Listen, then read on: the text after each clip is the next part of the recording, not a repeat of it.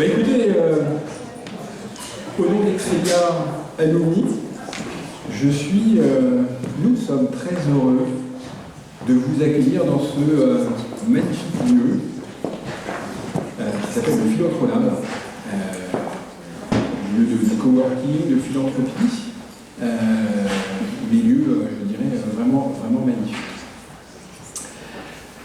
Très heureux aussi parce qu'on va pouvoir enfin, et de voir des visages, des sourires, enfin reprendre nos activités.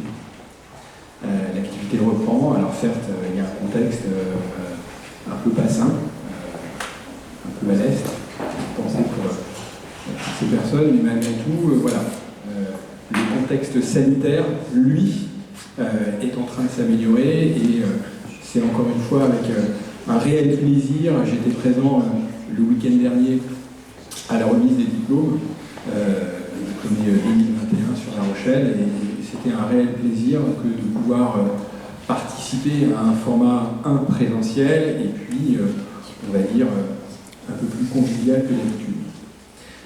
Nos activités, nos événements, c'est bien sûr des after-work, c'est le week-end de réintégration, réservez votre troisième week-end du mois de septembre. Vous avez toutes et tous connu le week-end d'intégration, le week-end de désintégration, et le week-end de réintégration, ça fait partie de l'assaut des diplômés.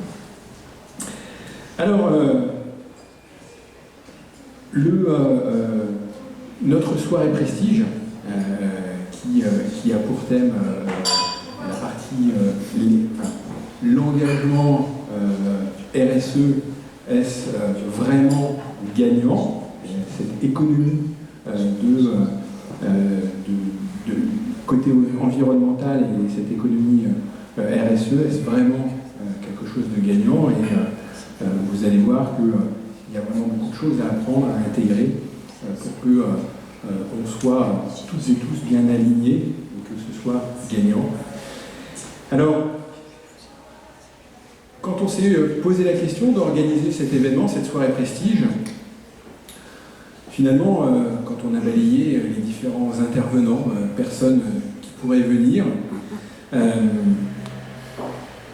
finalement, il y a eu un consensus unanime pour accueillir les personnes que nous avons le plaisir d'accueillir. Pourquoi je vous dis un consensus unanime? Parce qu'il réunit naturellement trois valeurs qui, pour Excelia, sont communes, mais également et naturellement pour l'association des diplômés. Je dirais tout d'abord, première valeur, celle d'être un compétiteur. Et quand on est dans le commerce, quand on est dans le management, forcément, l'ambition, forcément, le sport, c'est quelque chose qui nous attache. Et quand on construit un complexe sportif, on discutait tout à l'heure que c'était un peu son dada ou son souhait. Quand on est président d'un club de basket, forcément, on est dans la compétition. Deuxième valeur que l'on partage ensemble, eh bien, c'est d'être un entrepreneur. Et chez Excelia, le parcours entrepreneur, c'est aussi quelque chose d'important, c'est l'ADN de l'école, et il y a au sein de notre réseau de diplômés des milliers d'entrepreneurs. Donc forcément, c'est quelque chose que nous partageons ensemble. Et enfin, dernier sujet, c'est forcément l'engagement dans la partie RSE. En tant que membre de l'Assemblée Générale d'Excelia, j'ai un certain nombre d'informations, et quand je vois l'évolution et le virage que prend l'école, avec forcément l'intégration de la partie RSE, et je me souviens en 1996, lorsque l'école a lancé son premier master en développement durable, l'école était pionnière sur le sujet et elle continue à l'être. L'association des diplômés est également partenaire d'un label qui s'appelle Alumni for the Planet, qui est le réseau des diplômés de l'enseignement supérieur qui s'engagent et qui agissent pour le climat et l'environnement. Naturellement, l'environnement, c'est aussi quelque chose qui nous concerne. Et d'ailleurs, Excelia Alumni est à l'initiative de création d'un label pour les événements. Quand je vous dis l'ensemble de ces valeurs, forcément ça converge, et je souhaiterais que vous souhaitiez une très belle ovation à notre invité, à notre conférencier de ce soir, Charles Klobkoff, qui est président fondateur de la compagnie Léa Nature, président du fonds de dotation français 1% For the Planet. Charles Klobkoff.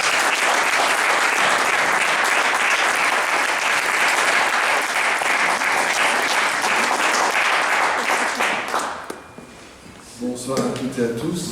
Heureux d'être parmi vous ce soir dans ce lieu un peu magique que je découvre en même temps que vous. Donc, je vais essayer de vous raconter un petit peu l'histoire de Léa, de ses engagements en une quarantaine de minutes, et puis on passera le temps que vous souhaiterez ensuite sur les thèmes qui vous auront intéressé, interpellé, pour pouvoir partager les questionnements ou les solutions, ou des pistes de réflexion. Et éventuellement, après, on pourra prolonger les échanges en plus petit comité à côté, parce que je crois qu'il y a un traiteur qui s'est mis en 4 pour vous satisfaire ce soir. Voilà. Un traiteur bio, donc merci pour le clin d'œil, avec des légumes biscornus, vous savez, ceux qui ne sont pas forcément calibrés et qui ne sont pas forcément faciles à vendre, mais qui sont aussi bons que les autres. Voilà.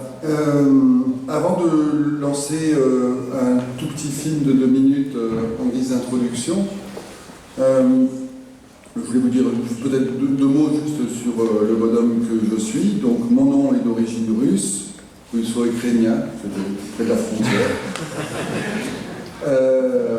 Du côté de ma mère, c'est plutôt Ranceny, voilà, un petit peu plus au nord de La Rochelle. Voilà, j'ai 58 ans, père de 4 enfants, et j'ai un tempérament plutôt dynamique, de feu, voilà. Je suis lion ascendant taureau, donc je manque quelquefois de finesse, mais en tout cas, voilà, je suis assez transparent et direct. Voilà, je suis papa de 4 enfants, 3 filles, dont Lou, l'aînée, travaille maintenant à l'export, après avoir fait une école d'ingénieur en cosmétique naturelle et avoir travaillé chez Caudalie.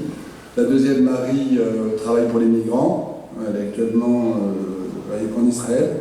La troisième, Emma, s'occupe de la fondation, enfin du fonds de dotation, dont on parlera à la fin. Et le petit dernier passe son bac cette année, donc on est un peu stressé en ce moment.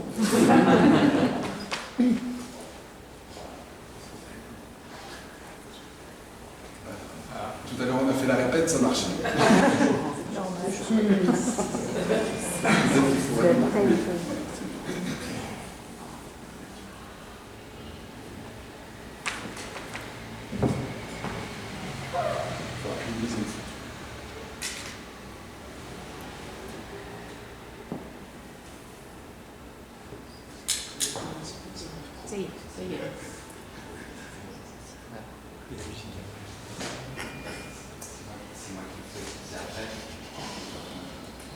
Ici, là-bas, partir du bon pied.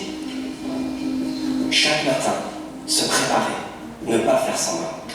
Prendre les bons outils pour être prêt à démarrer. Creuser son sillon, patiemment. Apprendre à comprendre, à travailler ensemble, à s'identifier le temps. Prendre du champ et de la hauteur. Être fer de lance pour prendre les bons virages. Parfois sortir du cadre pour trouver le ton juste. Tous ensemble, en bonne compagnie. C'est un travail d'équipe qui respecte le temps, et les femmes, et les hommes. Pour moi, il faut mélanger, il faut chercher, il faut ajouter, il faut sentir. Tester aussi, examiner et puis contrôler. Et naturellement, depuis l'origine, c'est savoir s'attarder, savoir regarder, respirer, suivre les saisons, attendre la récolte, comprendre la terre, lui rendre ce qu'elle a offert,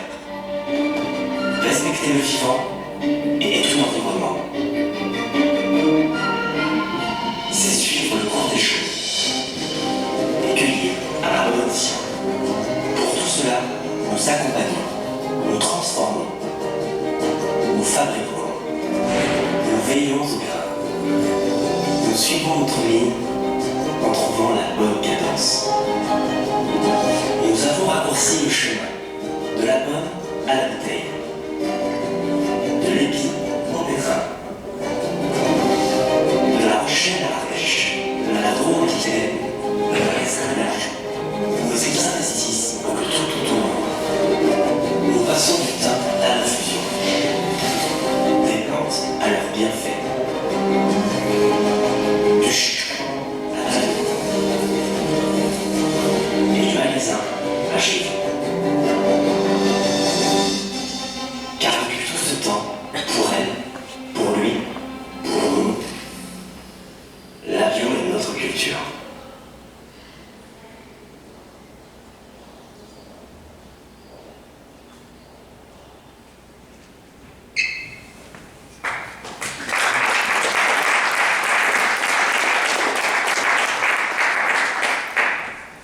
Voilà, donc je vais commencer par vous présenter les contours de l'entreprise. J'espère que je vais... Donc, comme vous le savez, nous sommes installés à La Rochelle, à Périgny. J'ai créé l'entreprise à Pantin en mars 93 et nous sommes arrivés à La Rochelle le 22 mars 96, le jour de la Saléa, c'est bientôt, et le jour de l'arrivée du printemps. Donc nous avons construit le siège donc en 99 et en fait quand on a commencé à faire des produits bio, des produits naturels, on s'est d'abord concentré sur les ingrédients, sur la qualité des produits et puis très rapidement on s'est dit que la démarche devait être holistique, beaucoup plus globale et on a entamé ce qu'on appelle une démarche de biocohérence pour essayer de concevoir ensemble toute l'entreprise de manière entre guillemets bio. Voilà. Donc on a fait de la HQE entre guillemets au niveau du bâtiment, donc ça c'est encore l'entrée du siège qui date de 99. Et bon, on a fait 7 agrandissements successifs, aujourd'hui on est sur quelques 35 000 m², plus le biopôle, plus l'ex-Delphi, dont qu'on a transformé en site de e-commerce et de logistique et de co-packing avec les ESAT de l'agglomération. Et en fait, la démarche, elle a visé progressivement à essayer de s'attaquer à toutes les problématiques autour du transport. Oui, je veux bien le micro, peut-être que je serais plus à l'aise à me mettre sur le côté de temps en temps. Le transport, les emballages, donc en 2016, pardon, j'ai lancé un plan suppression 80% plastique. C'était un peu un défi pour les équipes. On y est arrivé en cosmétique, on n'y est pas tout à fait encore arrivé en alimentaire. Et donc, idem pour les énergies, les camions double plancher, pour pouvoir optimiser, entre guillemets, le bilan carbone du transport. Suppression de l'ensemble des véhicules diesel depuis fin 2020. Passage aux véhicules hybrides, alors on n'est pas encore à l'électrique pour les commerciaux, c'est un peu compliqué. Mais voilà, c'est tout un ensemble de démarches de ce type-là. Production d'énergie renouvelable également, panneaux solaires ou panneaux photovoltaïques, puis canadien. C'est un système de brassage d'air dans le sol qui permet d'avoir une variation de température d'amplitude très faible au niveau de l'entrepôt plutôt que de mettre de la clim, etc. Et donc on a appris ça de manière très empirique, mais c'est devenu un petit peu une constante. Et c'est ce qui traduit notre chemin finalement vers des objectifs RSE, vers l'entreprise à mission environnementale et vers tout ce que je vais vous raconter. Mais en fait, au début, il fallait accepter de se tromper, il fallait accepter de le faire de manière empirique et être convaincu que le bénéfice serait sur le long terme, parce que forcément, chacun de ces engagements sur le court terme était plus coûteux et demandait effectivement d'intégrer de nouvelles compétences, de nouveaux défis. Donc en résumé, qui nous sommes donc une ETI de 500 millions d'euros, dont 11% à l'international. Je n'ai pas du tout eu la préoccupation de faire de l'export au début, parce que je voulais d'abord réussir sur le territoire. Et puis comme la bio est une histoire de circuit court, c'était pas forcément très concevable d'exporter à l'autre bout du monde des produits qui peuvent y être fabriqués. Donc c'est vrai que quand je dis ça, les entrepreneurs me regardent souvent avec des yeux ronds en disant « il est fou celui-là ». Voilà, on peut exporter la cosmétique, on peut exporter des produits endémiques, entre guillemets, mais je m'interdis d'exporter, entre guillemets, ce qui peut être produit localement lorsque, effectivement, c'est un manque de cohérence.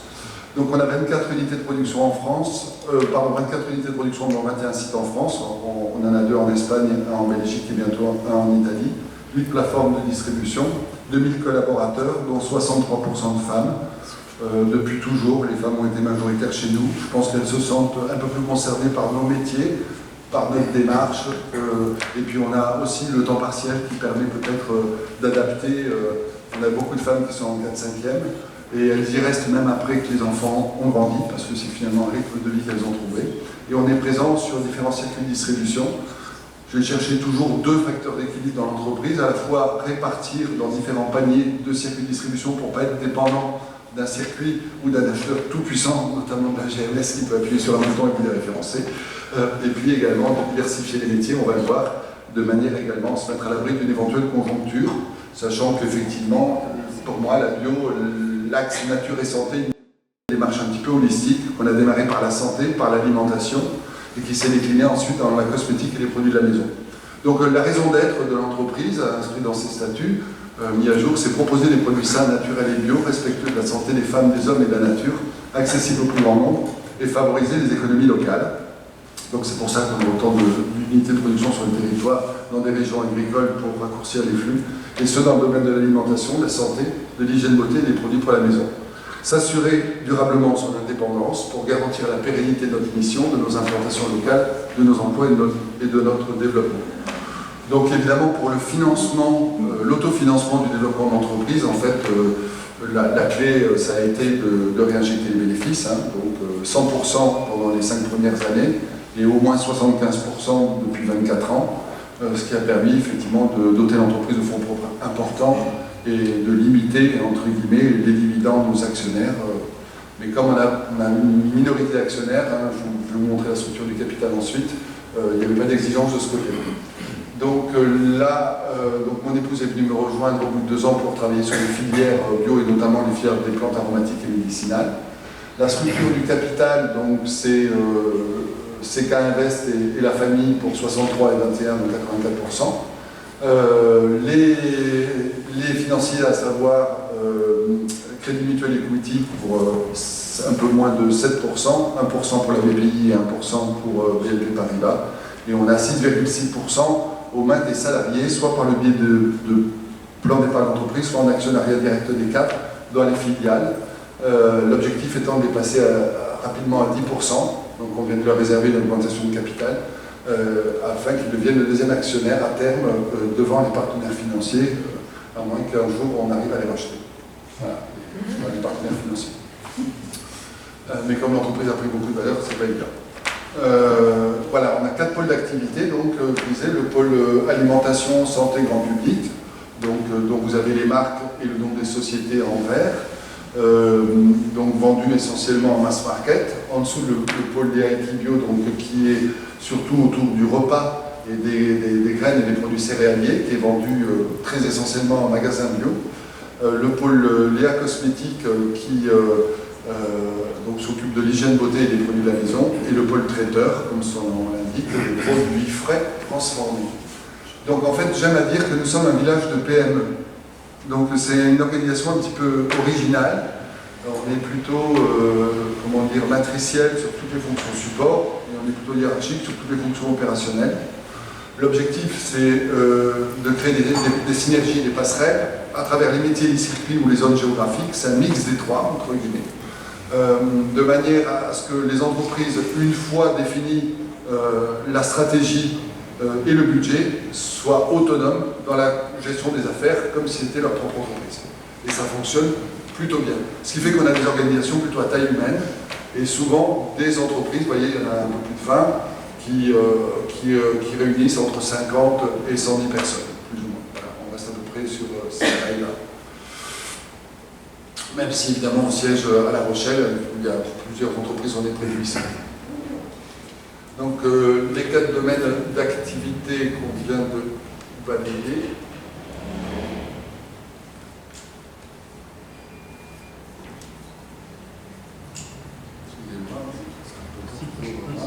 Voilà, donc regroupe ces marques-là, et la part de l'activité, c'est quand même de très loin l'alimentation biologique pour les 2 tiers, 29% pour respectivement la cosmétique 25% et les produits de la maison 4%, et 5% pour la santé et la diététique. On a à peu près 60 et quelques % de chiffre d'affaires qui qui a été produit par le développement interne et entre 35 et 39% à peu près par croissance externe. Évidemment, la croissance externe s'est faite grâce aux fonds propres de l'entreprise. La dernière entreprise à nous rejoindre, c'est Famille Marie. Et ce qui est Famille Marie, qui est une entreprise centenaire, pour nous qui avons 29 ans, c'était assez amusant de fêter leurs 100 ans l'année dernière, et qui est dans les produits de la ruche. Voilà. Et ce qui est étonnant, finalement, c'est que c'est le dirigeant, qui est Benoît Marie, de la 3e génération, qui après 20 ans avait décidé de passer à autre chose et qui n'avait personne pour prendre les règles, et qui est venu finalement vers Léa Nature pour dire j'ai envie de transmettre mon entreprise à Léa Nature plutôt que de la vendre. Voilà. Alors bon, ça s'est quand même traduit par une vente, mais c'est quand même une forme d'héritage, et ça veut dire que cette notion de village de PME finalement interpelle aujourd'hui des organisations qui se disent je vais peut-être quand même arriver dans ce schéma d'organisation à garder l'identité de l'entreprise, sa culture, tout en essayant de la pérenniser. Et son ancrage évidemment territorial, puisque je me suis toujours interdit de toucher à quelque site que ce soit et de toujours trouver une vocation au site existant, malgré l'évolution éventuellement de la taille des marchés. Donc là, vous avez les marques réparties dans chaque secteur d'activité. Et donc, vous voyez un peu l'organisation entre la grande distribution et les réseaux spécialisés. Les réseaux spécialisés, c'est très essentiellement les magasins bio, la pharmacie et la parapharmacie, même si aujourd'hui, on met beaucoup d'emphase pour développer le digital, l'international et le hors domicile. Donc ça fait un nombre assez important de marques. C'est vrai que c'est un marché de niche. Quand j'ai démarré, les produits bio, ça faisait 0,25% de la consommation. Aujourd'hui, on est à 5,7 à peu près. Et c'est vrai que le marché des produits bio est sur un palier. Il a été poussé par un effet d'offre considérable au cours des 5 dernières années par rapport à l'arrivée de nombreuses marques qui, en panne de croissance, se sont tournées vers des déclinaisons de leur offre en bio. Ça a créé une offre qui a permis de conquérir des néo-consommateurs, mais pas forcément durablement. Donc aujourd'hui, on est plutôt sur un marché bio qui est en décroissance depuis le mois de mai. Alors, ça dépend des secteurs d'activité, des sous-segments. Et c'est un petit peu nouveau parce que la croissance historique était de l'ordre de 10% par an. Donc parmi les marques les plus connues, Jardin Bio et TIC, voilà, qui est la marque emblématique, si je puis dire, en alimentation, la deuxième marque du marché français. Sobio Éthique également, qui est donc le leader de la cosmétique bio en France. C'est le domaine où on a réussi à se faire une place à l'ombre des multinationales, un marché très concentré.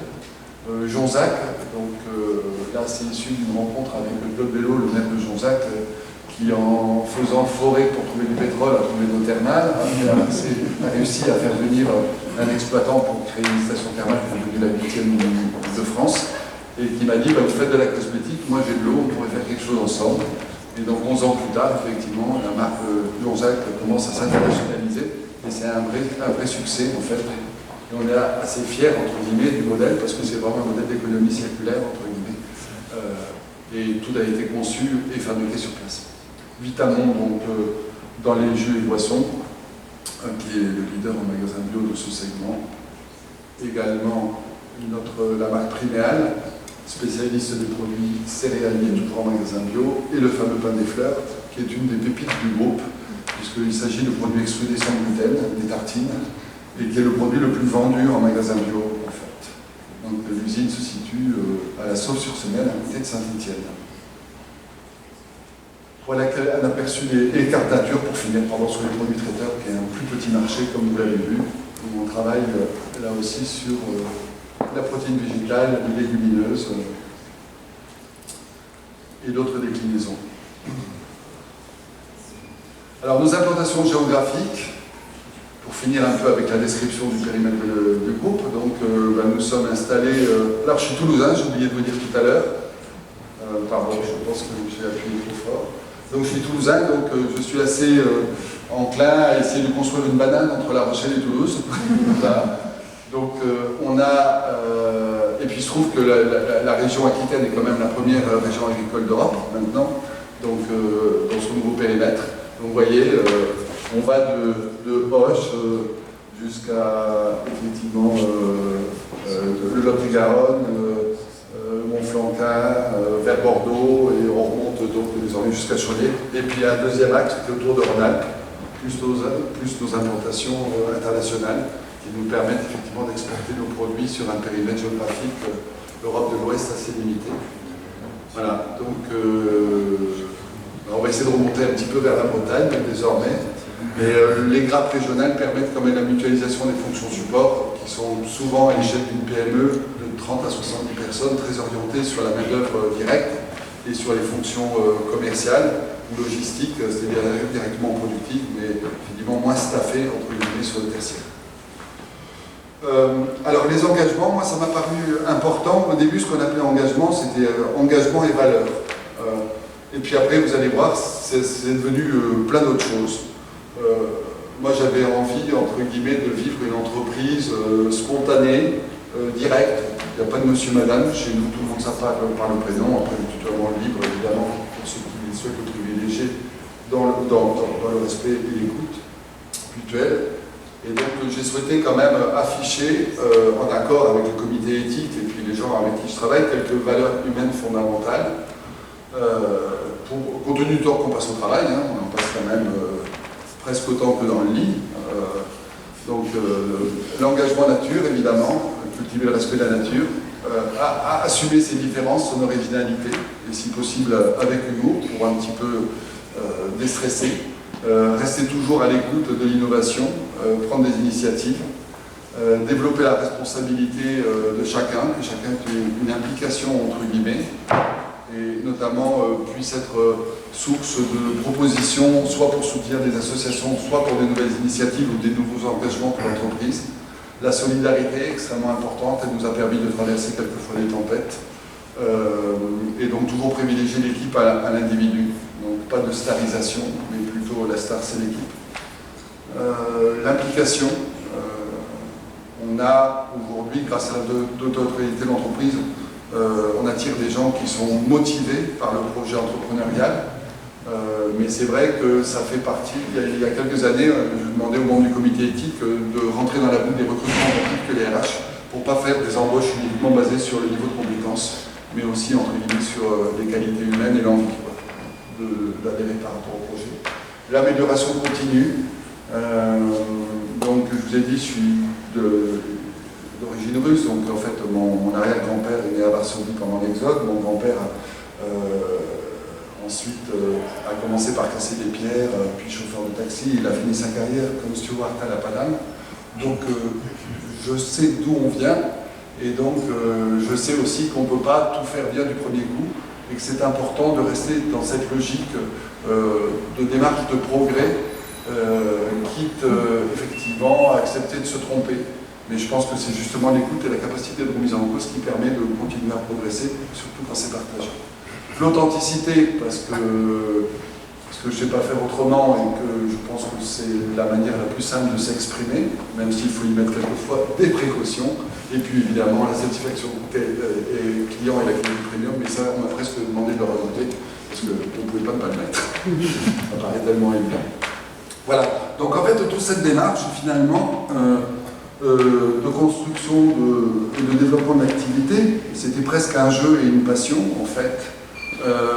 Et à un moment donné, quand on arrive à atteindre des objectifs qu'on s'est fixés, moi j'avais un premier objectif, je me rappelle c'était en 2000, je m'étais dit, je crois beaucoup à la notion de cycle, et notamment de cycle de plus ou moins 7 ans, ça peut varier bien sûr, et je m'étais dit, j'aimerais bien faire comme lui, et atteindre au bout de 7 ans telle taille d'entreprise, et avoir créé tant d'emplois. Donc au début, je me battais beaucoup pour ça, pour passer des paliers de croissance et créer des emplois. Et c'était à la fin de l'année, quand on faisait le bilan, au-delà du résultat économique de l'entreprise, et au-delà de ses progrès dans la démarche environnementale ou sociale, c'était pour moi vraiment un facteur de fierté. Et je me suis rendu compte que, bon ben voilà, un autre palier en 2007, puis un autre en 2014, et puis au bout d'un moment, je me suis rendu compte que finalement, je pouvais reproduire ça X fois, mais qu'à la fin, il me manquait toujours quelque chose en fait. Et je me suis demandé quoi. On a travaillé dans les comités entre guillemets les plus engagés autour de ça, et finalement, la première chose qui était apparue, c'était de dire pourquoi ne pas mettre de manière statutaire ce qu'on a voulu faire de manière intuitive. Et donc, c'est vrai que j'en reviens toujours à cette notion de nature et santé. elle nous a conduit à rechercher des alternatives, entre guillemets, à l'agro-industrie classique ou à la chimie, pour pouvoir faire des produits verts, et si possible les faire après dans des emballages compostables ou recyclés, et de travailler toute la démarche de l'entreprise dans les cycles de vie, et mesurer les bilans carbone de l'ensemble de nos actions au fur et à mesure de notre croissance. Mais finalement, c'est devenu un jour une évidence qu'on pouvait, compte tenu de la dynamique qui existait, devenir une entreprise à mission. Donc la loi Pacte nous a offert, comme les entreprises sociales et solidaires, finalement, il y avait des patrons qui ont la fibre sociale et qui veulent faire de l'intégration sociale. D'ailleurs, le traiteur, je crois, il m'a dit, on sera servi aussi par des personnes à handicap, parce que ça fait partie du projet de leur entreprise, et c'est merveilleux. Et donc, moi, je me suis dit, effectivement, à un moment donné, comment on peut matérialiser nos engagements pour devenir une entreprise parmi les mieux disantes dans le futur au niveau environnemental. Donc voilà, c'était... Donc on va y venir après une déclinaison de chartes et d'engagements qui sont devenus des engagements beaucoup plus concrets, mesurables, quantifiables ou qualifiables. Mais c'est mesurer et limiter l'impact de nos activités sur le climat par les actions suivantes. Donc on a été effectivement sur le premier à adhérer à la certification climat dans les PME en France à l'époque lorsque le label a été créé. Et on s'est dit, voilà, on va faire notre bilan carbone régulièrement, on va avoir une démarche de progrès avec des objectifs quantitatifs très précis pour essayer de limiter. Et donc ça veut dire orienter nos choix. Ça veut dire qu'on va contraindre le développement de notre activité économique dans un cadre spécifique qu'on va se donner. Donc déjà, le fait de faire des produits naturels et bio, on s'interdisait de faire tout autre produit. Donc à un moment donné, on a fait une diversification vers le phytovétérinaire, on avait des vitamines dans les compléments alimentaires qui étaient des vitamines de synthèse, des vitamines qu'on ne peut pas trouver, comme pratiquement la B6 ou la B9 à des concentrations suffisantes, notamment pour les végétariens. Donc il y a des domaines où on ne pouvait pas faire du naturel ou du bio, donc on a arrêté de le faire pour se concentrer pleinement à notre mission et devenir spécialiste de cette démarche-là. Privilégier la construction d'unités de production bio en France, même si c'est moins cher de l'importer. Donc je suis heureux de voir qu'effectivement le gouvernement a allégé l'impôt productif, parce que je trouvais que c'était une hérésie totale. Je veux dire, on taxe les entreprises qui produisent en France, et on ne taxe pas les entreprises qui font du négociation international. Donc optimiser nos consommations énergétiques, le mode de transport et des flux. Et puis, à la fin, quand on a fini notre mission économique, alors ça c'est évidemment une synthèse, hein, ces trois axes majeurs, c'est effectivement utiliser une partie de l'argent qu'on gagne pour soutenir ceux qui agissent en faveur de la protection de la planète, notamment les ONG.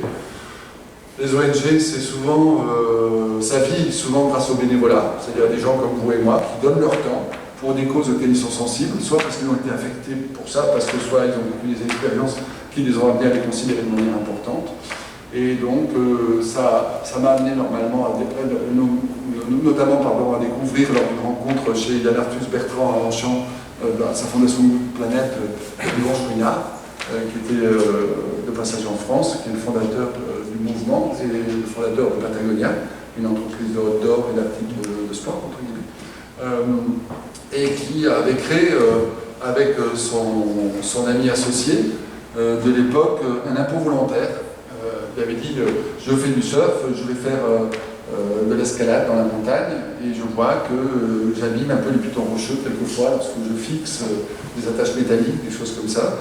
Et donc, je trouve normal que l'entreprise qui vit de ça, de ma passion aussi, puisse redistribuer une partie. Et donc, il s'était imposé 10% des bénéfices dans un premier temps. Et puis finalement, quelques années plus tard, ils ont décidé de passer à 1% du chiffre d'affaires. Voilà. Et donc, ce mouvement qui est né aux États-Unis s'est développé progressivement pour atteindre l'ordre de 3000 membres aux États-Unis. Il est arrivé en France en 2005 ou 2006. On était la 13e entreprise à adhérer. Les adhésions, vous imaginez bien, c'était des micro-entreprises, des TPE ou des indépendants qui avaient la passion, qui voulaient suivre le modèle. Yvan Chouinard m'a proposé de prendre le relais en France, donc je me suis impliqué depuis 7-8 ans dans le domaine où j'ai pris effectivement la présidence. Et le 1% Planète France, désormais, c'est 1000 adhérents. depuis 1079 pour être précis, au pointage de lundi soir, alors qu'on était à près d'une centaine il y a 4 ans. Donc ça veut dire que le mouvement prend de l'ampleur. Et ce qui est très intéressant, c'est qu'on commence à avoir des PME, des ETI, et même quelques marques de grandes entreprises qui commencent à rejoindre le mouvement. Alors, le 1%, l'impôt volontaire, il peut être administré soit sur la totalité de l'activité pour les plus courageux ou les plus rentables, comme on veut, soit sur une marque, soit éventuellement sur un secteur d'activité facilement identifiable comptablement pour pouvoir évidemment contrôler la fiabilité de l'engagement de la durée. Et donc ça représente une somme qui, à l'échelle nationale, est assez ridicule encore, hein, puisque c'est 11-12 millions d'euros dedans. Hein, mais quand on le cumule dans la durée et quand on voit l'effet boule de neige, voilà, on sait que pour faire des océans, il faut des rivières, pour des rivières, il faut des ruisseaux, et pour des ruisseaux, il faut des gouttes d'eau, et que cette histoire, elle commence par là. Donc voilà, le 20% de la dette est devenu un de nos engagements fondamentaux, il y en a d'autres, je vous en parlerai après.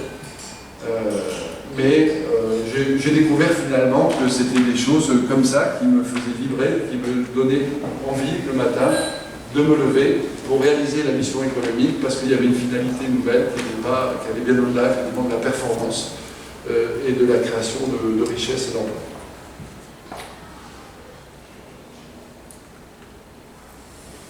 Donc, qu'est-ce que c'est la philanthropie environnementale? Donc, c'est pour nous 2,6 millions de reversés chaque année, à peu près 450 assos, 18 marques. Vous voyez, nous on a fait une fois des marques. Toutes les marques qu'on crée sont systématiquement pour 1%, même si malheureusement il y a un plafond fiscal. Vous savez qu'aujourd'hui vous pouvez déduire entre guillemets 60% de votre mécénat. Qui sont environnementales, culturelles. Il faut savoir que le mécénat environnemental, c'est que 7% du mécénat total en France, hein, donc c'est un peu le parent pauvre du mécénat, mais il est limité à 5 pour 1000 de votre chiffre d'affaires. Donc ça veut dire qu'une fois que vous avez passé la barrière, c'est plein pot, vous n'utilisez plus rien. Voilà. Mais ça n'empêche pas de le faire malgré tout. Il y a d'autres pays, effectivement, qui ont une fiscalité un peu plus incitative, et j'espère que les prochains gouvernements prendront davantage en compte. Donc on soutient par le biais d'appels à projets et de différentes actions, effectivement, à peu près 500 associations depuis une quinzaine d'années, et à peu près 250 à 300 par an. On fait également un peu la promotion du mouvement, en négociant avec des médias des emplacements préférentiels à moins 80%, pour essayer justement de montrer qu'une marque peut être performante, mais aussi peut avoir des contributions. Et ça contribue un petit peu à l'effet boule de neige. Ce qui est très intéressant dans la démarche, c'est quand les salariés de votre entreprise s'approprient le sujet. Et donc nous, ce qu'on essaie de faire, comme on a des implantations un petit peu partout sur le territoire national, mais on a aussi 250 commerciaux un peu dans tous les départements, c'est que ce soit eux qui rapportent les projets d'association. Parce que du coup, ça devient un peu leur projet, et donc du coup, il y a un sentiment d'appartenance qui est beaucoup plus fort que si c'est décidé par un comité ou par la direction dans son coin. On a également une fondation, Léa Nature, qui a été créée en 2011. Son objet, c'était justement de travailler sur l'axe alimentation, santé, nature, c'est-à-dire qu'est-ce qu'il y a comme interaction là-dessus. Et on a plusieurs champs d'action, donc éveiller les consciences à travers effectivement des causes d'intérêt général et des appels à projets, sensibilisation du grand public avec des conférences. On a fait la plupart à La Rochelle, donc c'est plutôt à une échelle locale, sur les perturbateurs endocriniens, sur on avait comment dire on avait des glaciologues, on avait des spécialistes du climat, on a fait un colloque également à l'Assemblée nationale à Paris il y a 3 ans. On fait des campagnes de sensibilisation que nous avons montrées au bleu, et puis on a également l'éco-festival de Tonvers, où on a tout un village avec 80 stands, avec des associations qui font du ludique, du pédagogique, faites votre cosmétique vous-même, apprenons aux enfants à planter des légumes, enfin c'est des choses assez basiques. Mais l'idée c'est que ça soit amusant pour que justement ça passe à travers les enfants, parce que quand en fait les questions de bon sens viennent par les enfants à l'oreille des parents, c'est entendu un petit peu différemment.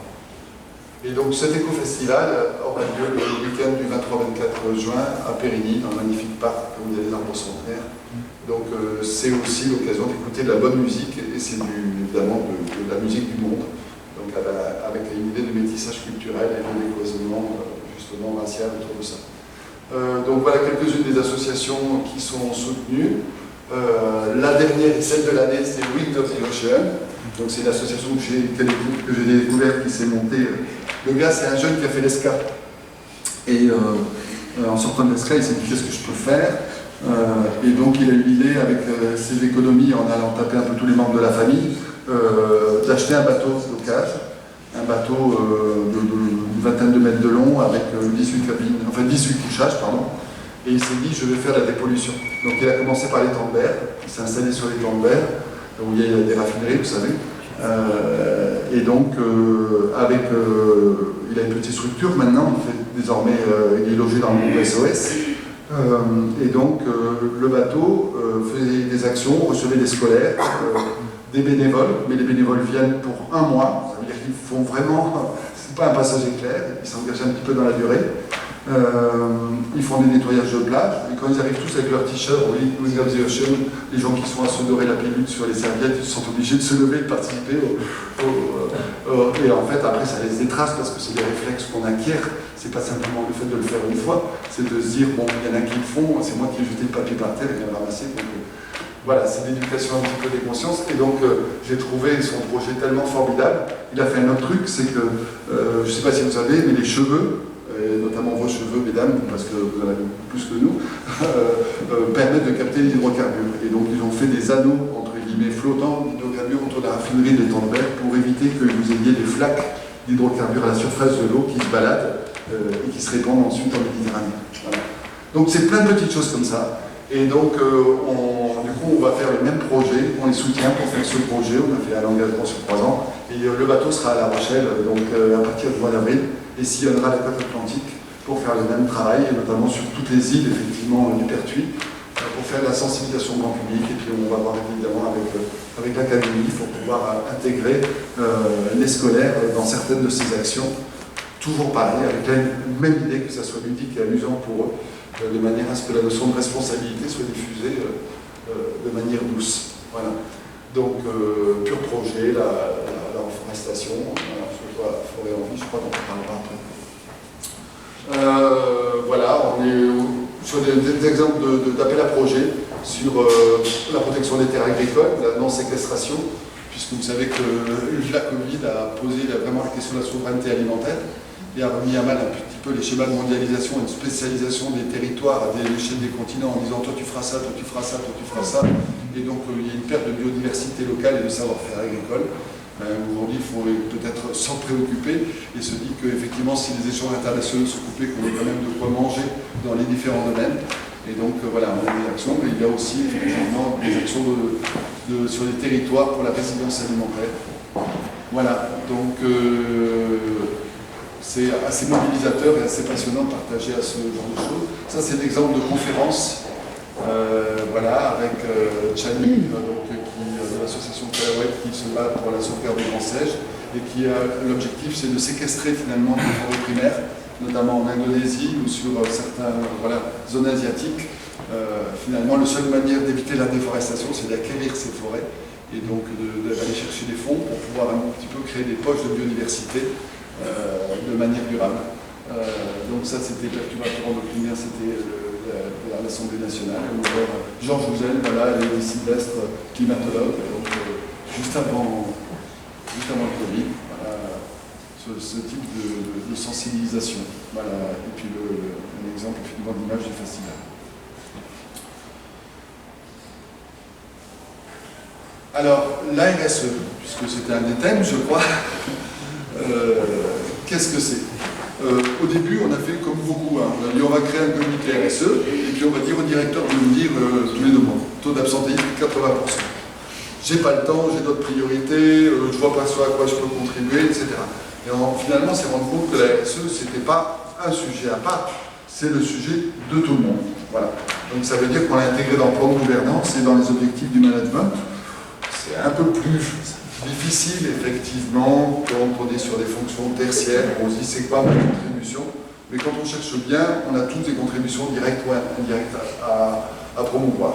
Donc nous, on a essayé de définir ça sur 5 pôles: préserver les ressources de la planète, avoir une gouvernance responsable, proposer des produits sains, respecter la santé de l'homme, limiter notre impact sur le climat et développer nos contributions citoyennes et sociales. Et donc, en dessous de ça, on a des sous-thèmes. Et ensuite, ça se traduit par un plan d'action glissant. On s'est rendu compte que finalement, il y a ce qu'on avait fait qu'il faut faire perdurer, il y a ce qu'on est en train de faire, work in progress, et puis il y a les chantiers de demain qui sont soit à court, soit à plus long terme. Mais il faut aussi garder cette vision de dire, ok, ça je l'ai fait, ça je suis en train de le faire, ça je pourrais le faire dans 2 ans, mais il y a des trucs que je ne pourrais pas faire dans 2 ans, mais il faut que je commence à y penser maintenant pour pouvoir le faire dans 10 ans. Et donc le sujet prospectif est quelque chose de très important parce que ça nourrit. Donc là, en fait, grosso modo, on a 119 indicateurs dans le plan actuel. C'est ce qui fait l'objet également du pilotage par le comité de mission de l'entreprise à mission. On a des parties prenantes externes qui est là pour animer, pour s'assurer de la sincérité de la démarche et mettre le focus sur certains sujets.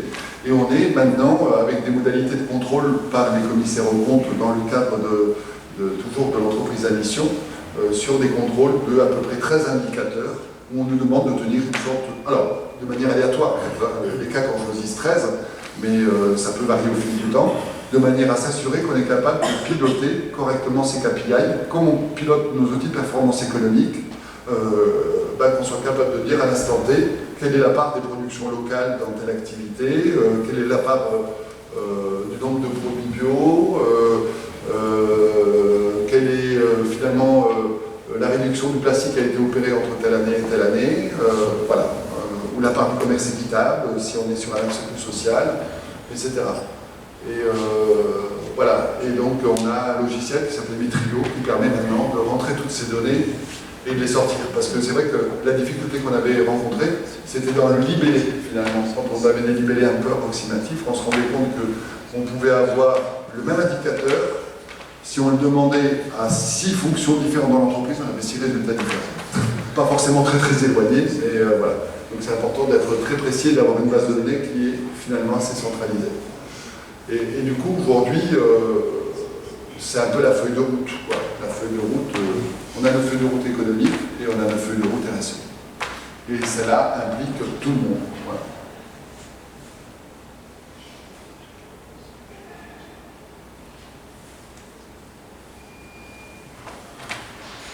Et puis je vais finir par le dernier volet, la transmission. Donc, quand on arrive à un âge, on pense à l'après. Donc moi, ça m'est arrivé à la cinquantaine. Et donc, je me dis, qu'est-ce qui se passera après? On a la chance d'avoir réussi. Qu'est-ce qu'on va faire de cet argent après?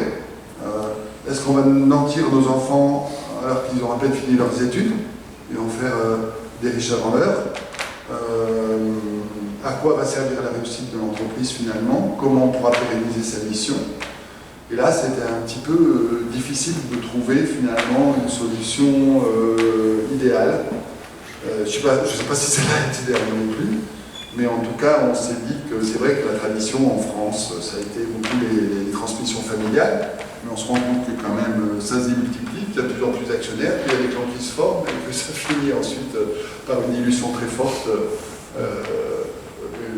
de la structure du capital, et que après il y a forcément des cessions partielles, et que finalement la transmission n'est pas forcément organisée, et qu'elle finit par mentir des gens qui ont eu la chance de naître de tel couple plutôt que de tel autre, et que c'est pas forcément très démocratique.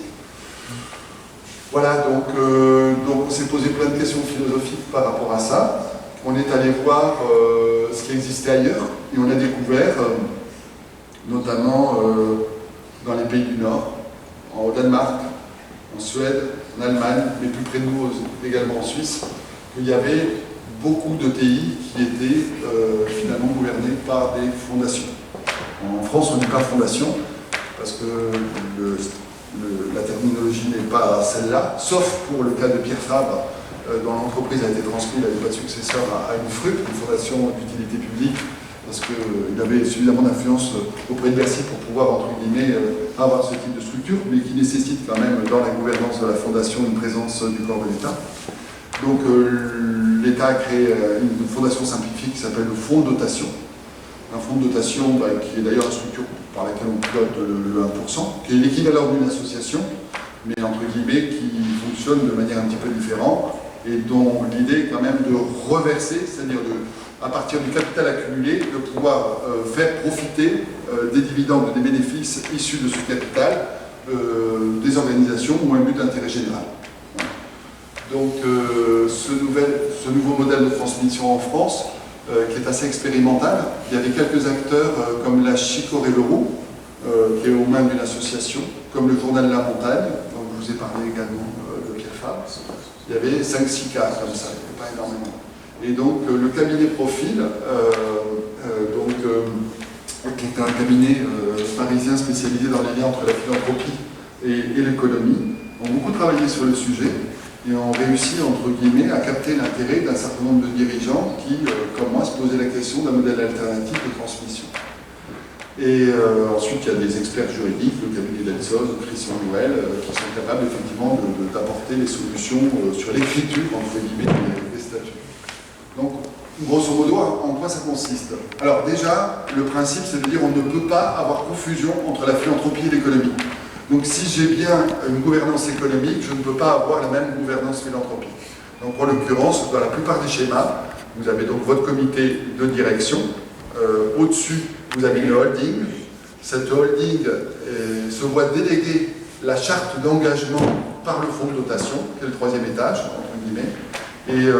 Et donc évidemment choisit les hommes clés pour l'organisation économique, mais le fonds de dotation n'interfère absolument pas dans la chose économique. Il est là, entre guillemets, pour utiliser les ressources qui lui sont remontées, par le biais de dividendes, je disais par exemple, afin de servir l'intérêt général. Alors cet intérêt général peut évidemment être différent en fonction de la sensibilité des différents individus. Donc un de ceux qui m'ont précédé sur cette voie et qui est vendéen, mais qui a un pied à terre à la Rochelle, peut-être certains d'entre vous connaissent, c'est Jean-Pascal Archambault, donc qui est un transformateur de bois qui exploite donc les forêts pour faire des palettes, pour faire des granules pour les chaudières, pour faire d'autres applications.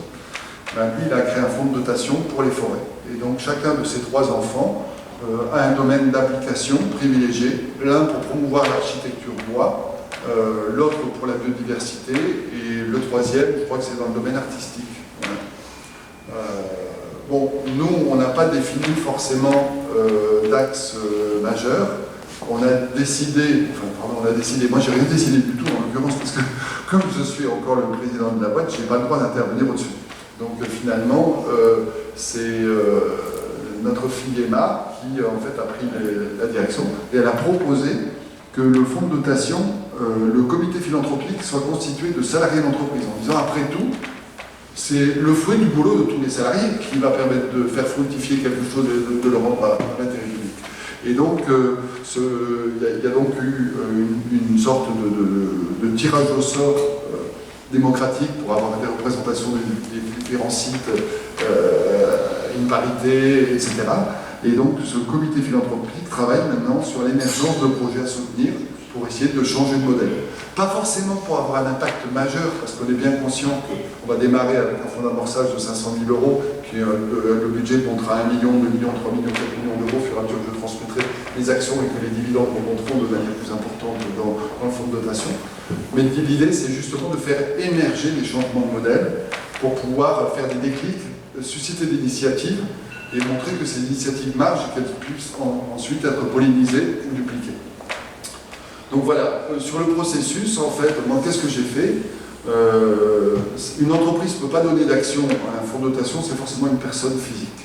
Donc en l'occurrence, moi j'ai donné 10% de mon capital de CK Invest au fonds de dotation. Comme ce CK Invest il était à 63 ou 64%, ça fait 6,75. Et donc l'idée c'est d'en apporter régulièrement de plus en plus, mais je vais attendre de voir quand même comment le fonds de dotation marche. Et après, l'idée, c'est qu'il faudra avoir une sorte de conseil de surveillance qui sera entre le fonds de dotation et entre les dirigeants de l'entreprise, qui sera chargé donc de vérifier que la charte dans laquelle la société peut exercer sa mission économique est bien respectée, en disant tu pourras faire ça, tu ne pourras pas faire ça, tu ne pourras pas délocaliser, etc. Et de nommer des hommes clés pour faire en sorte que l'activité économique soit pérennisée. Voilà, donc c'est assez abstrait, mais finalement c'est assez passionnant de s'engager sur cette voie-là. Donc là, vous avez quelques exemples d'engagement de la charte, entre guillemets. Finalement, un outil très ouvert. Voilà. Donc évidemment, comme je le fais progressivement, je ne vais pas m'appauvrir du jour au lendemain, mais c'est vrai que c'est une décision qui n'est pas facile à prendre, en fait, qui demande beaucoup de recul et de réflexion. Parce que en général, moi ce que j'ai vu, c'est que les entrepreneurs qui font ça, ils ont plutôt 70, 75 ans. C'est quand ils ont fini leur carrière professionnelle, ils ont déjà pris un peu de recul, et ils passent à la question de dire, bon ben voilà, je suis peut-être dans les dernières belles années de ma vie, donc je vais transmettre. Moi je le fais plutôt, mais en fait je trouve que c'est la même démarche, et j'étais extrêmement ému et touché par la sincérité des entrepreneurs que j'ai vus. Jean-Noël Torel, par exemple, qui est le patron de Bioderma, une marque de dermocosmétique, de pharmacie, ou Bureau Vallée, le patron de Bureau Vallée. Voilà, on est une quinzaine, une vingtaine dans cette communauté, et je pense que ça va faire comme 1% planète. On sera peut-être 100, 200, et un jour 1000, je ne sais pas.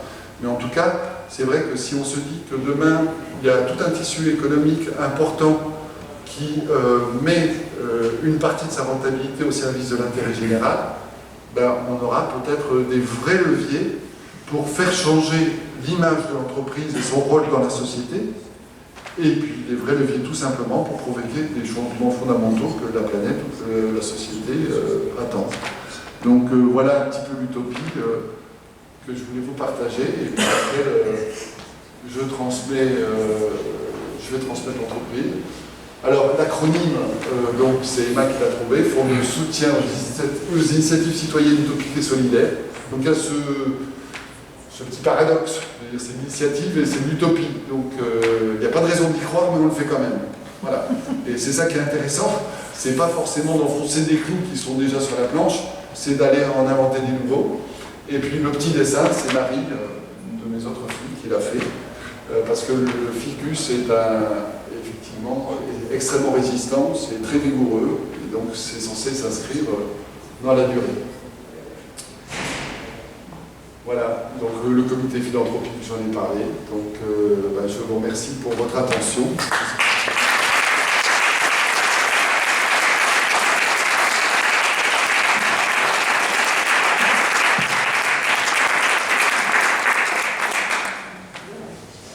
Je suis à votre disposition si vous voulez soulever 2 ou 3 points à votre convenance. Je dirai toute la vérité avec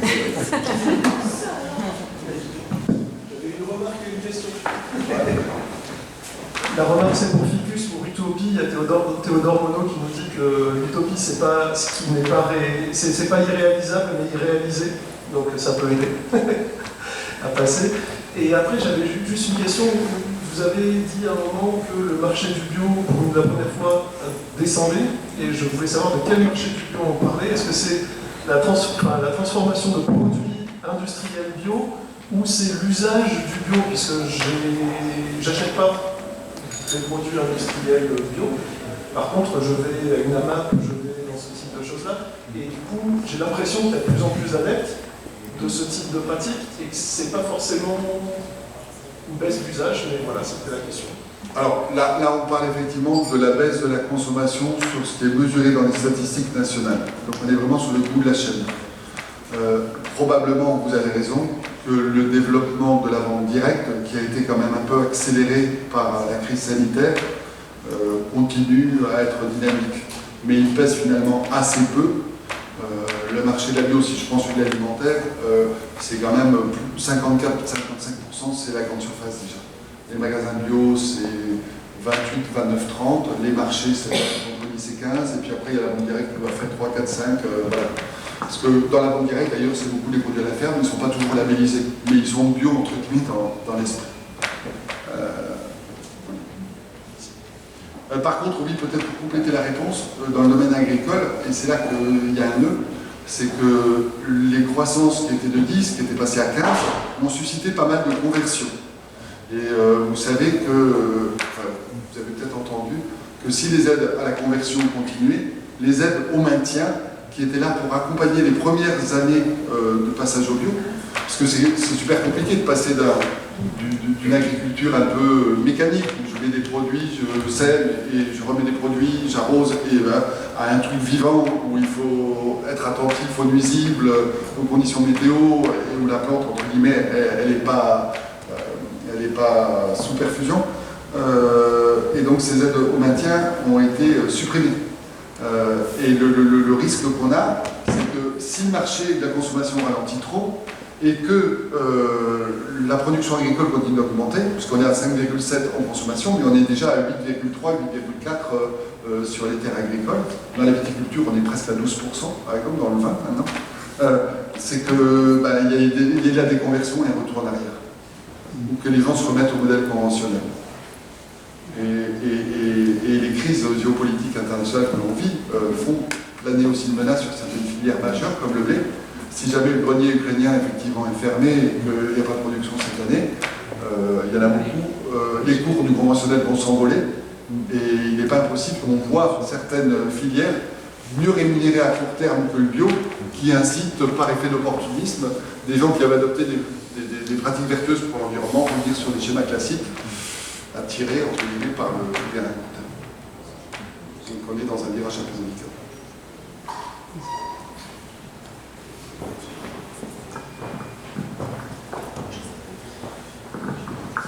Bonsoir. Moi, je voulais vous entendre sur le fait qu'aujourd'hui, la bio, c'est vrai que de plus en plus de gens sont attirés, etc. Mais il reste quand même pour certains types de populations un problème d'accessibilité. Voilà, je voulais un peu savoir quelle était votre réflexion sur ce point-là, parce que notamment des populations étudiantes, des populations à revenus un peu modestes. Voilà, on aurait l'envie, mais ce problème d'accessibilité. C'est vrai, c'est malheureusement vrai. Alors la réponse n'est pas simple. Moi, quand j'étais à l'école, le budget alimentaire des ménages était 25%. Il y a une vingtaine d'années, c'était 18%. Aujourd'hui, c'est 12%.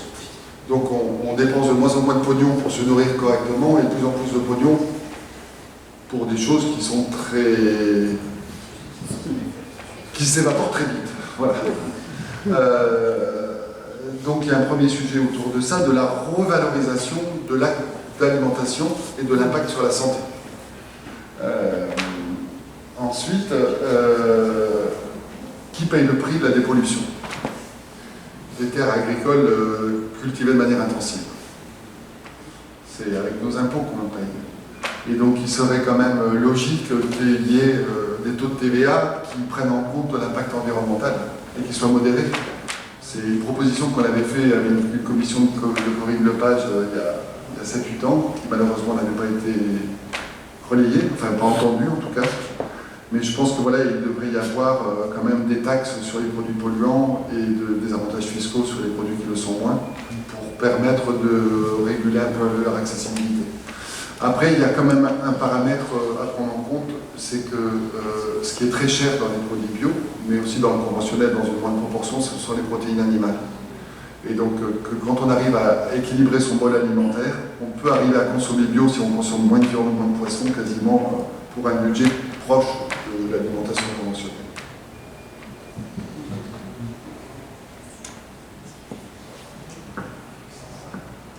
Merci Charles pour la conférence et tous ces engagements hyper forts de la nature, c'est hyper inspirant.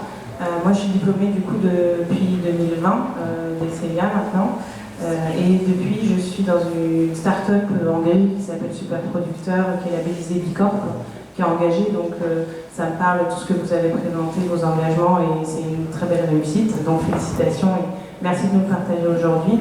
J'aime bien les anecdotes, donc moi je voulais connaître l'histoire de votre premier produit. Et puis éventuellement, soit la personne qui vous a le plus accompagné, enfin voilà, un employé, l'histoire d'un employé, soit ce qu'elle a depuis le début, soit voilà, qui a eu un parcours assez long chez vous, savoir comment il a évolué. Je suis curieuse de ça, s'il vous plaît.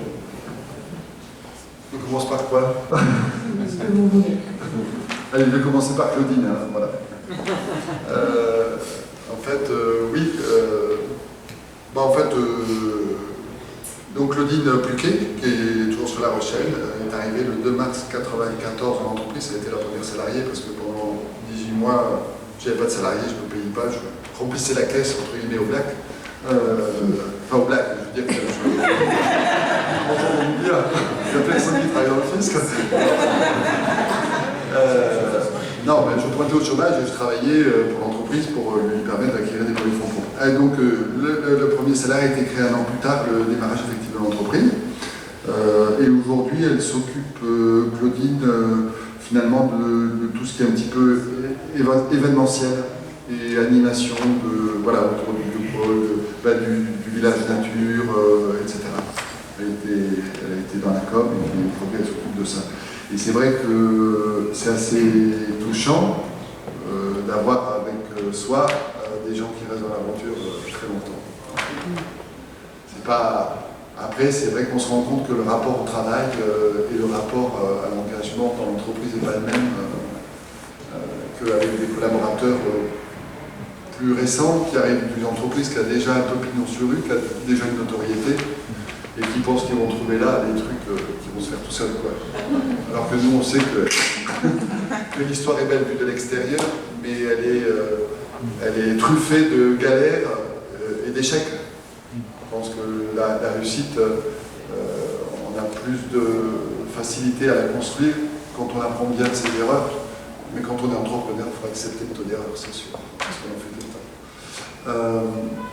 Sur la deuxième question, c'est quoi le premier produit? Le premier produit, oui. Il est toujours là. Le premier produit, c'était des compléments alimentaires en fait. Il y en a eu deux successivement et aucune des deux marques n'existe malheureusement encore.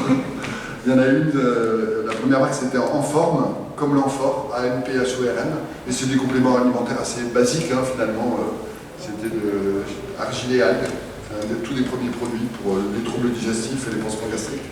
De la gelée royale, du ginseng rouge, Panax Meyer. Et la deuxième gamme qui, elle a duré que 2 ans. Mais c'est marrant parce que elle s'appelait Atalance. Atalance, A-T-H-A, comme Thalasso, NCE. Et en fait, c'était superbe, avec des produits avec des vagues marines, milieu océanique, et c'était des compléments alimentaires issus du milieu marin. Donc des oligo-éléments, du plasma de Quinton, des trucs isotoniques, du magnésium marin, de l'EPA-DHA, enfin des oméga 3, on dit, etc. Et en fait, au début, quand j'allais avec ma petite mallette faire le représentant, aller démarcher les magasins les uns après les autres, j'avais mes 2 mallettes. Et en fait, à chaque fois que je montrais à Talence avec les vagues, c'était super. On me disait waouh, ça j'en ai jamais vu, c'est nouveau, ça me plaît, je vais vous faire une petite place. Et puis je sortais l'autre en forme classique qui ne plaisait pas, mais en fait c'est ce qui se vendait. Et alors que l'autre, ça ne se vendait pas. Et il arrivait, comme il y avait des ampoules, notamment de Lycia d'algues, que maladroitement des produits tombent de l'étagère à terre, ce qui sentait très mauvais d'ailleurs. Et donc ça faisait des coulements de produits. Donc, mais souvent, enfin ça c'est pour l'anecdote, c'est pour la blague, mais les produits qui plaisent aux catégories managers de la distribution sont souvent des produits originaux, ne sont pas toujours les produits qui se vendent le mieux. Ça c'est une leçon que j'ai gardée.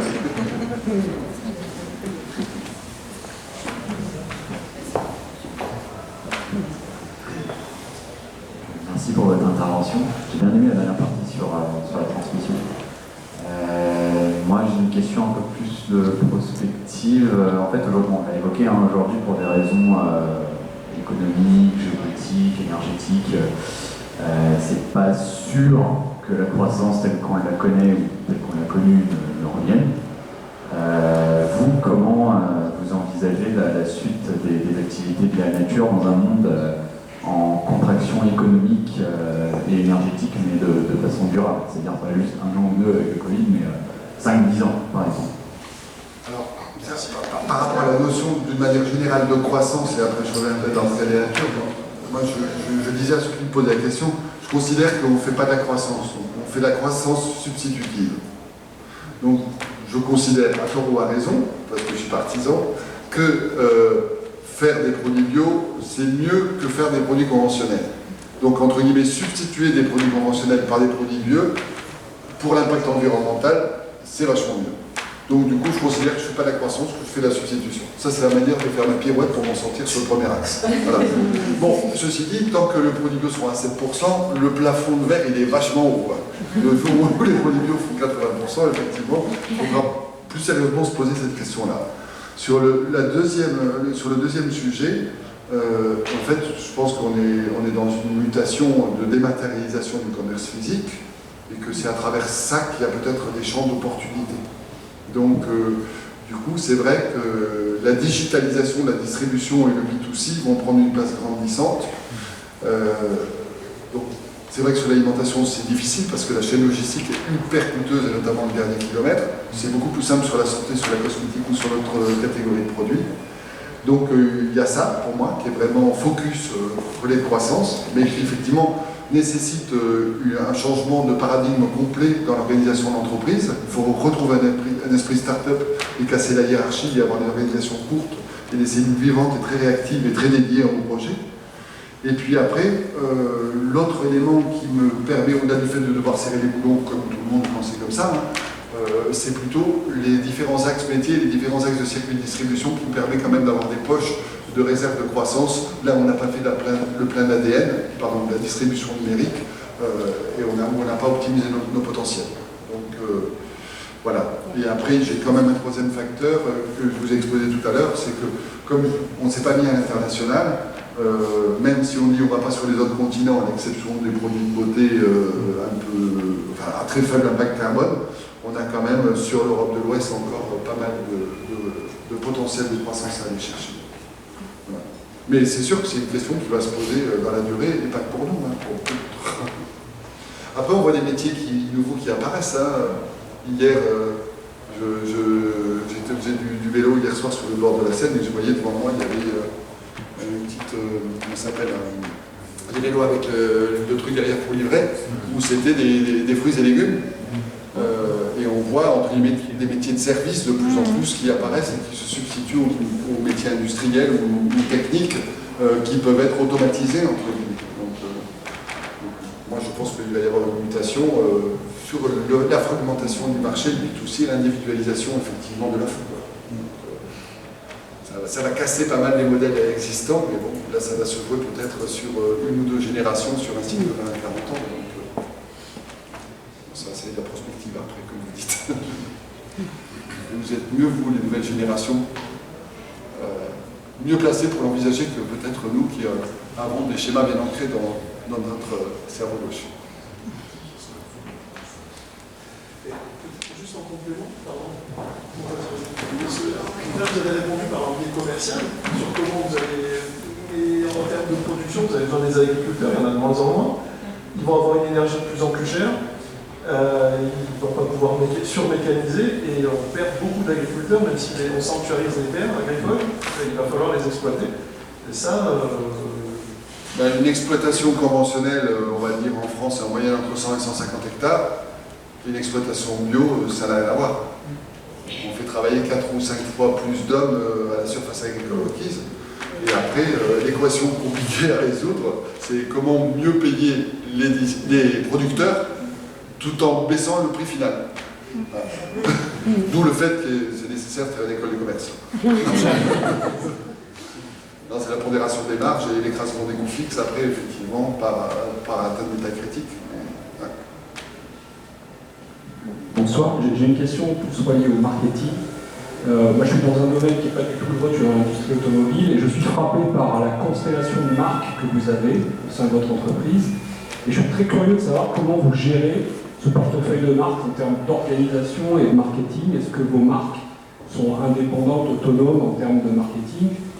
J'imagine qu'en termes d'industrie, il y a des passage. J'imagine qu'en termes de commerce également, mais au niveau du marketing, de la communication, comment vous êtes organisé?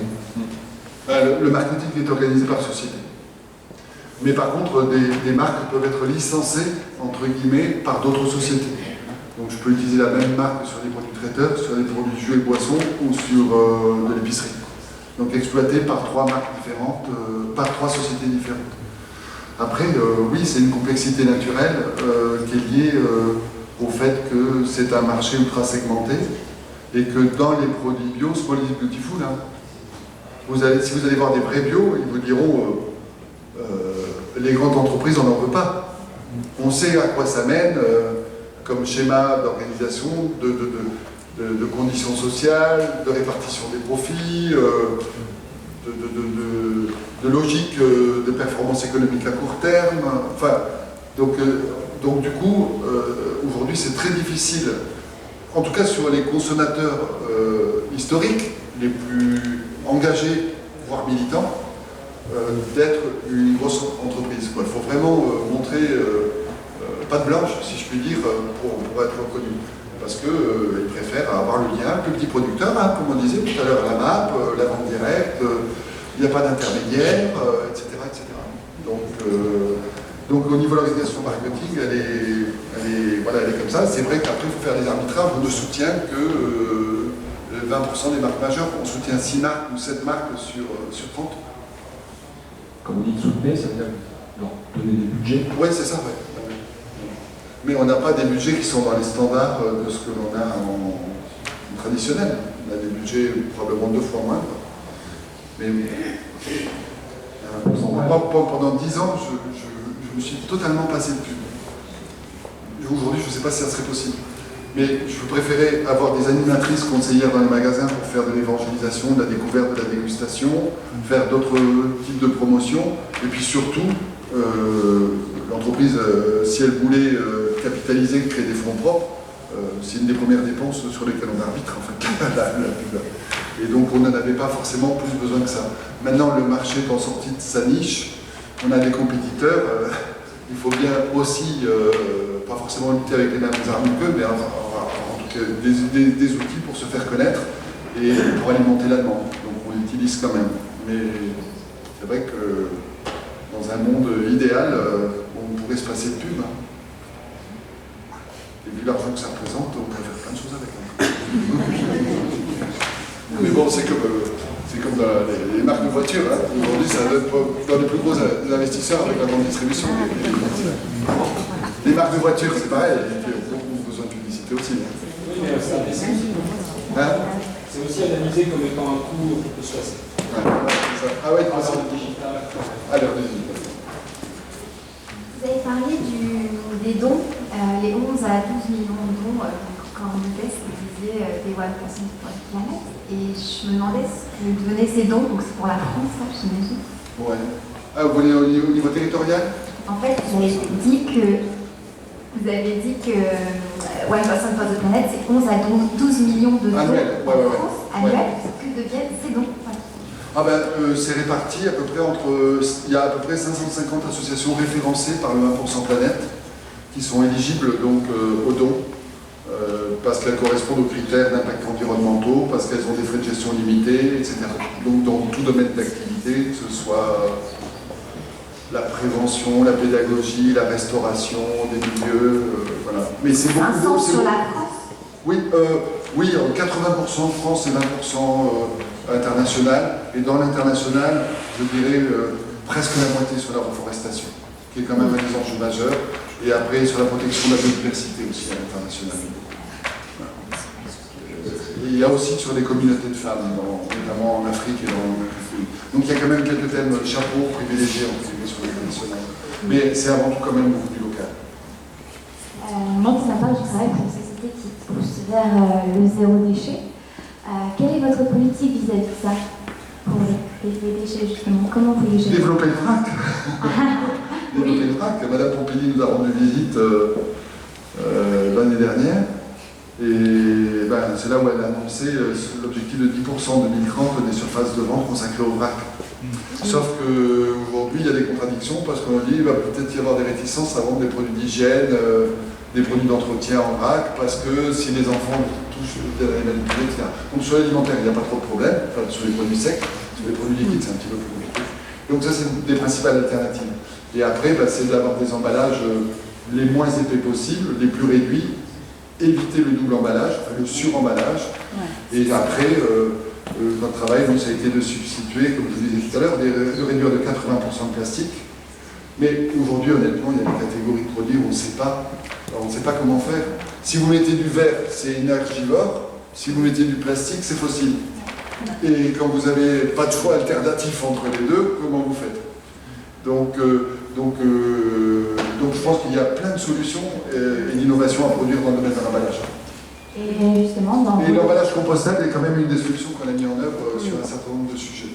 Après, c'est vrai que les emballages compostables, il y a toujours débat là-dessus. Ouais, voilà. Compost industriel ou compost individuel. Exactement. Et justement, par rapport à dans vos locaux, comment ça se passe le traitement des déchets? Est-ce que vous avez mis en place quelque chose de particulier? Oui. On a même créé un poste de Madame Déchet. C'est elle qui a décidé d'occuper, c'est elle qui l'a proposé d'ailleurs. Pour que toutes les fringues, les petits sacs éventrés, etc., ça nourrit les cochons de la ferme, de machin, etc. Et là, on est un petit peu des fois, pareil que obligé d'outrepasser un petit peu certaines règles de qualité qui disent que si vous avez un sac de quinoa éventré, vous avez le droit de le donner à personne, il faut aller le voler. Ça, c'est comme les cantines, vous savez, il faut que tous les produits soient stériles, ultra transformés, il ne faut pas toucher une pomme fraîche, il faut que vous mangez la compote. On a quelque part des normes qui sont complètement incohérentes par rapport à ça. Donc oui, et au niveau des emballages, on a évidemment les poubelles jaunes, les poubelles bleues, on récupère les piles, on a plein d'actions de collecte, le bouchon de liège qu'on collecte en entreprise pour l'association Ecomer, voilà. C'est bien. Ouais, moi j'avais une question sur le prix des matières premières. Vous avez parlé du blé tout à l'heure. Je voulais savoir quel était votre impact, vous, là-dessus, on va dire par rapport au bio, par rapport aux produits plus traditionnels, sur des hausses tarifaires. Et si, deuxième chose, si vous nous racontez... Comment on est impacté, nous, par rapport aux variations des cours internationaux dans le bio? D'accord. Et puis, si vous pouvez nous raconter une anecdote d'une négociation que vous avez eue en grande distribution quand vous avez eu une forte croissance. Ok. Alors, donc sur l'influence des cours internationaux sur le cours du bio. En fait, il n'y a pas une vérité. Mais ce qui est sûr, c'est que si vous n'avez pas un contrat long terme, vous êtes quelque part soumis à cette tendance de fluctuation. Parce que tous les agriculteurs, ils ont leur PC maintenant. Donc quand ils voient le cours de la bourse de Chicago ou de machin monter, ils se disent, ils sont tentés quand même de suivre un petit peu l'évolution et de dire si l'offre et la demande est comme ça, est-ce que je peux en profiter? Donc on est impacté, ça dépend. Nous on est quand même beaucoup plus soumis sur les distorsions d'offre et de demande. Là, il y a eu un appel d'air, les prix ont beaucoup augmenté parce que la croissance était forte et l'offre ne suivait pas. Demain, ça risque d'être un petit peu contraint. Donc, par contre, pour avoir des prix stables, il faut être selon les principes du commerce équitable sur des engagements de long terme, bipartites ou tripartites. Producteurs, transformateurs, distributeurs, etc. Et là, on se met sur des contrats de 10 ou 15 ans, on met des indicateurs et on dit l'indice de variabilité, il va être celui-là, et s'il varie de plus de 5 ou 10%, on a un mécanisme de réajustement du prix. Et donc là, du coup, on a un indice qui suit le coût de production et qui ne suit pas la fluctuation du marché. Et en fait, on se rend compte, et finalement, ça c'est plutôt sympa à constater, que là où on a mis des filières locales en route de partenariat de long terme, nos prix ont beaucoup moins varié cette année que sur les produits qui sont des produits d'importation.